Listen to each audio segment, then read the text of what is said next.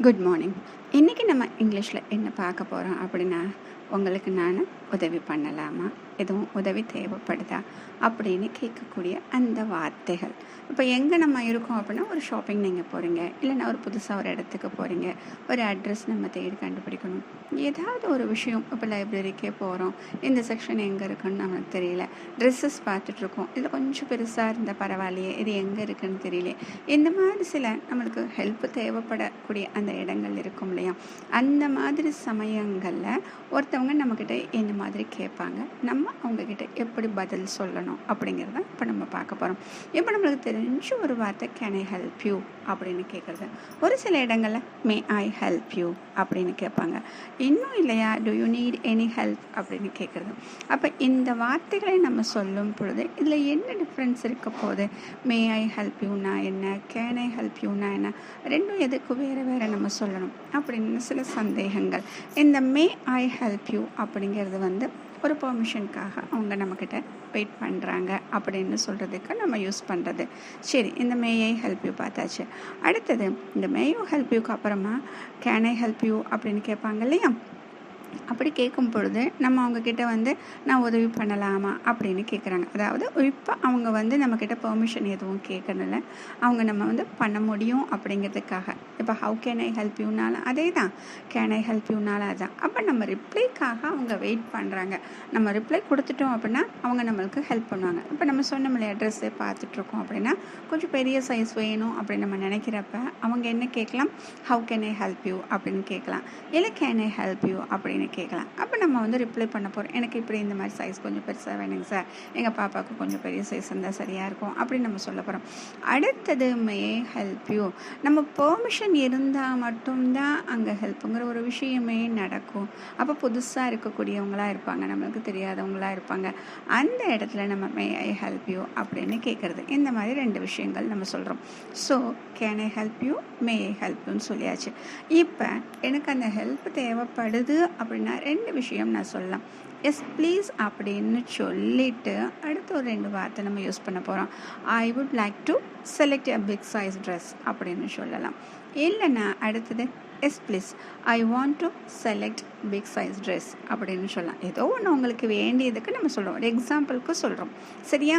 அப்போ இந்த இடத்துல நம்ம என்ன சொல்கிறோம், எஸ் ப்ளீஸ். அவங்க சொன்னதுக்கு நம்ம அக்செப்ட் பண்ணிக்கிட்டு வேணும் அப்படின்னு சொல்கிறதுக்கு எஸ் ப்ளீஸ் அப்படின்னு சொல்கிறோம். இந்த ஐ வுட் லைக் டு அப்படின்னு சொல்கிறது ரொம்ப பொலைட்டாக நம்ம சொல்கிறதுக்காக யூஸ் பண்ணக்கூடிய ஒரு வார்த்தை, சரியா? அப்போ முதல்ல கேட்டதுக்கு கேன் ஐ ஹெல்ப் யூன்னு கேட்டாங்க, மே ஐ ஹெல்ப் யூன்னு கேட்டாங்க. இந்த ரெண்டு இதுக்குமே நம்ம ஃபஸ்ட்டு சொல்கிறது எஸ் ப்ளீஸ் அப்படின்னு சொல்கிறோம். இந்த மே ஐ ஹெல்ப் யூவில் நீங்கள் எஸ் ப்ளீஸ் அப்படின்னு சொல்லிட்டீங்க அப்படின்னா ஸோ நம்ம ஒரு பெர்மிஷன் கொடுத்துறோம் ஹெல்ப் பண்ணுறதுக்கு. அடுத்தது அவங்க என்ன மாதிரி ஹெல்ப் வேணும் அப்படின்னு அவங்க அடுத்தது கேட்பாங்க, சரியா? சரி, இப்போ சொல்லியாச்சு. இப்போ எனக்கு அந்த பெர்மிஷன் கொடுத்ததுக்கப்புறமா இப்போ நான் கேன் ஐ ஹெல்ப் யூ நான் சொல்கிறேன்னு வச்சுக்கோங்க. அப்படி கேட்கும் பொழுது நம்மளுக்கு அந்த ஹெல்ப்பே தேவைப்படாது. சும்மா ஒரு பார்க்குறதுக்காக வந்திருக்கோம், டிபார்ட்மெண்டல் ஸ்டோர் இருக்குது அப்படின்னா புதுசாக என்ன இருக்குது அப்படின்னு பார்க்கலாம், பார்த்து வச்சுக்கிட்டு நம்மளுக்கு ஏதாச்சும் வேணுங்கிறப்ப வாங்கிக்கலாம் அப்படின்னு நம்ம நினச்சி வந்திருப்போம். அப்போ அந்த மாதிரி இருக்கிறப்ப நம்ம என்ன சொல்லுவோம், நோ தேங்க்ஸ் அப்படின்னு சொல்லிவிட்டு ஐ எம் ஜஸ்ட் ப்ரௌசிங் அப்படின்னு சொல்கிறது. சும்மா பார்க்க வந்தேன் சார் அப்படின்னு சொல்கிறது. நம்ம சொல்லுவோம் இல்லையா, கடைக்கு போகலை அப்படின்னாலும் சும்மா பார்க்குறது என்னென்ன ட்ரெஸ் எல்லாம் வந்திருக்கு அப்படின்னு பார்க்குறது. ஒரு பெரிய கடை புதுசாக வந்திருக்கு அப்படின்னா அங்கே என்னெல்லாம் இருக்குது, ஆனால் நம்ம வாங்க போகிறது கிடையாது. அங்கே என்ன இருக்குது, என்ன மாதிரியான பொருட்கள் இருக்குது, எப்படி விலை இருக்குது அப்படின்னு பார்க்குறது. அதுக்கு நம்ம விண்டோ ஷாப்பிங் அப்படின்னு சொல்கிறோம் இல்லையா, சும்மா பார்க்குறது மட்டும்தான், பர்ச்சேஸ் பண்ணுறது கிடையாது. அப்போ அதுக்கு ஐ எம் ஜஸ்ட் ப்ரௌசிங் அப்படின்னு சொல்கிறோம். இப்போ நம்ம சொல்கிறது இந்த பார்க்குறது சும்மா பார்க்கத்தான் சார் வந்தேன் அப்படின்னு சொல்கிறப்ப ஐ எம் ஜஸ்ட் ப்ரௌசிங் சொல்கிறோம். அதாவது சும்மா கேஷுவலாக அதை பார்க்குறதுக்காக வந்திருக்கோம் அப்படின்னு சொல்கிறது.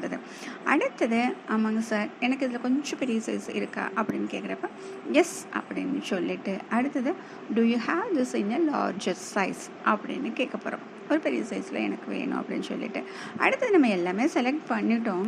இப்போ அந்த ட்ரையல் ரூம் அப்படின்னு சொல்கிறோம் இல்லையா, அது தேடிக்கிட்டே இருக்கிறப்ப அப்போ ஒருத்தர் கேட்குறாரு கேன் ஐ ஹெல்ப் யூ அப்படின்னு கேட்குறாருன்னு வச்சுக்கோங்க. எஸ் அப்படின்னு சொல்லிட்டு வேர் ஆர் த ட்ரையான் ரூம்ஸ். நம்ம சில விஷயங்கள் ரெண்டு விதமாக யூஸ் பண்ணுறது இருக்குது. ட்ரையல் ரூம்ஸ்ன்னு சொல்லுவாங்க, ட்ரை ஆன் ரூம்ஸ்னு சொல்லுவாங்க. ரெண்டுமே ஒரே மாதிரி மீனிங் தான். ஸோ எந்த இடத்துல எப்படி யூஸ் பண்ணுறாங்கன்னு நம்ம பார்த்துக்கணும். ஏன்னா ஒரு இடத்துல ட்ரை ஆன் ரூம்ஸ்னு இருக்குன்னா ஐயோ நம்ம ட்ரையல் ரூம் இல்லையே நம்ம நினச்சிக்கக்கூடாது. ஸோ ட்ரை ஆன் ரூம்ஸ்னால அதே தான், ட்ரையல் ரூம்ஸ்னால அதே தான். ஸோ இந்த இடத்துல நம்ம அதை கேட்குறோம். அடுத்தது நம்மளுக்கு அதோட விலை அதில் இல்லை. அப்போ அந்த விலை எவ்வளோன்னு இருந்தால் தெரிஞ்சா பரவாயில்லையே அப்படின்னு நம்ம யோசிச்சுட்டு இருப்போம், யாருக்கிட்டடா கேட்குறது அப்படின்னு. இப்போ அவங்க கேட்குறப்ப கேன் ஐ ஹெல்ப் யூ அப்படின்னு கேட்குறாங்க அப்படின்னா எஸ் அப்படின்னு சொல்லலாம், இல்லைன்னா யா அப்படின்னு சொல்லிட்டு can you tell me how much this is அப்படின்னு கேட்கலாம். இல்லை அப்படின்னா can you tell me how much is this அப்படின்னு கேட்கலாம். இந்த ஹவு மச் அப்படின்னாலே எவ்வளவு அப்படின்னு நம்ம கேட்க போகிறோம்.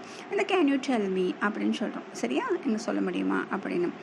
அடுத்தது இன்னொன்று நம்ம என்ன எதிர்பார்க்குறோம் அப்படின்னா இன்னும் கொஞ்சம் இந்த விலையில் இருந்தால் பரவாயில்லையே. இப்போ அங்கே வந்து ஒரு 500 போட்டிருக்குன்னு வச்சுக்கோங்க.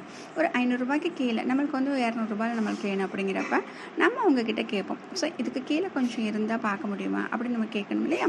அப்போ அவங்க கேன் ஐ ஹெல்ப் யூ அப்படின்னு கேட்குறப்ப ஏன் அப்படின்னு சொல்லிட்டு I am looking for something under அப்படின்னு கொடுத்து 200 rupees 300 rupees அப்படின்னு சொல்லிட்டு ஏதாச்சும் அந்த மாதிரி சொல்லலாம். அப்போ இந்த மாதிரி சொல்லும் பொழுது நம்மளுக்கு இப்படி வந்து சொல்கிறது. அடுத்தது நம்மளுக்கு இன்னும் அங்கே என்ன வேணும்னே நம்மளுக்கே தெரியல, சும்மா பார்த்துட்டு தான் இருக்கோம். அப்போ அவங்க கேட்குறாங்க கேன் ஐ ஹெல்ப் யூன்னு கேட்குறப்ப இப்போ 2 விஷயங்கள் நம்ம சொல்லலாம். Can you give me a minute அப்படின்னு ஸோ ஒரு நிமிஷம் வெயிட் பண்ணலாமா, நான் பார்த்துட்டு சொல்கிறேன் அப்படின்னு சொல்கிறோம் இல்லையா. அதுக்கு can you give me a minute. அடுத்தது சார் வெயிட் பண்ணுங்கள் சார், எனக்கு வேணும்னா நான் சொல்கிறேங்க சார் அப்படின்னு சொல்லுவோமா. எனக்கு தேவைப்பட்டால் சொல்கிறேன். அப்போ I will let you know when I need help. இந்த I will let you know, இந்த லெட் யூ நோ வந்து ரொம்ப அதிகமான இடங்களில் நம்ம யூஸ் பண்ணுவோம். சார் நான் சொல்கிறேங்க சார் அப்படின்னு சொல்லுவோம் இல்லையா. நான் உங்களுக்கு சொல்கிறேன் அப்படின்னு சொல்கிறதுக்கு சாதாரணமாக யூஸ் பண்ணுறது ஐ வில் லெட் யூ நோ. எனக்கு தேவைப்பட்டால், உதவி தேவைப்பட்டால் நான் சொல்கிறேன் வென் ஐ நீட் ஹெல்ப் அப்படின்னு சொல்கிறது. ஸோ இந்த விஷயங்களை இப்போ நம்ம சொல்கிறோம். ஸோ ஃபஸ்ட்டு சொன்னது என்ன கேட்டாங்க, கேன் ஐ ஹெல்ப் யூன்னு கேட்கலாம், மே ஐ ஹெல்ப் யூன்னு கேட்கலாம், டூ யூ நீட் எனி ஹெல்ப்னு கேட்கலான்னு சொன்னோம். ஸோ இந்த மாதிரி நம்ம பார்க்குறது தான் இன்றைக்கி.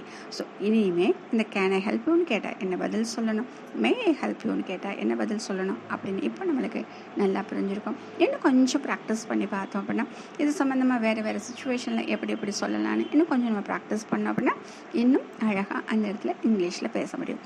Have a good day.